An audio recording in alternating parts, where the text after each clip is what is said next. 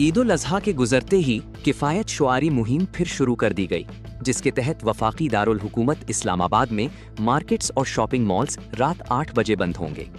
ज़िले इंतज़ामिया इस्लामाबाद ने कारोबारी औकात से मुताल्लिक नया नोटिफिकेशन जारी कर दिया है, जिसके मुताबिक इस्लामाबाद में नई पाबंदियां 1 जून 2026 से नाफिजुल अमल होंगी।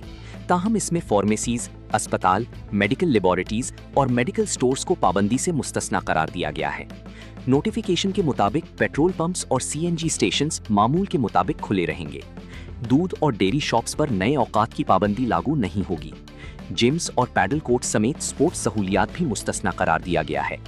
इसी तरह आईटी कंपनियां और कॉल सेंटर्स मामूल के मुताबिक काम जारी रख सकेंगे।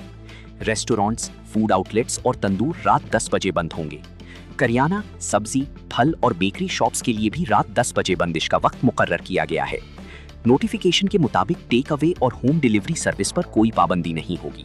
शादी हॉल्स और मार्कीज रात 10 बजे बंद करने का हुक्म दिया गया है, जबकि निजी मकामात पर होने वाली तकरीबात पर भी रात 10 बजे की पाबंदी लागू होगी। वाज़े रहे कि तवानाई बचत इक़दामात के तहत कारोबारी सरगर्मियों के औकात महदूद किए गए हैं। ज़िले मजिस्ट्रेट इस्लामाबाद का ये नोटिफिकेशन अगले अहकामात तक मुअस्सर रहेगा।